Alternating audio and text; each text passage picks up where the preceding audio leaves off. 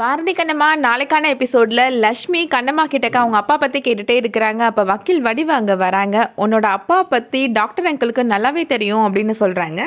கேட்ட உடனே லக்ஷ்மிக்கு ரொம்ப சந்தோஷமாயிருது. இப்போ பாரதிக்கு ஃபோன் பண்ணி பேசுகிறாங்க.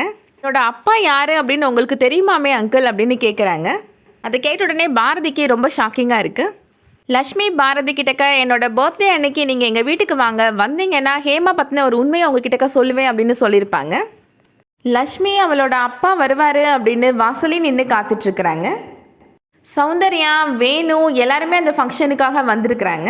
கண்ணம்மா சௌந்தர்யா கிட்டக்க சொல்கிறாங்க, இன்றைக்கி ஹேமா பற்றின உண்மையை நான் உங்கள் மகன் கிட்டக்க சொல்ல போகிறேன் அப்படின்னு சொல்கிறாங்க.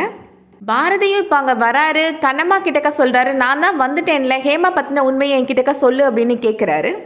கண்ணம்மாவும் சொல்கிறாங்க, ஹேமாவும் லக்ஷ்மியும் எனக்கு பிறந்த ரெட்டை குழந்தைங்க அப்படின்னு சொல்கிறாங்க. நான் பாரதி கண்ணம்மா சொல்கிறத நம்பவே மாட்டேன்றாரு. ஹேமாவை வச்சு ட்ராமா பண்ணி நீ என்னோட வீட்டுக்குள்ளே வரலான்னு பார்க்குறியா, நான் அதுக்கு ஒரு காலமும் சம்மதிக்க மாட்டேன் அப்படின்னு சொல்கிறாரு.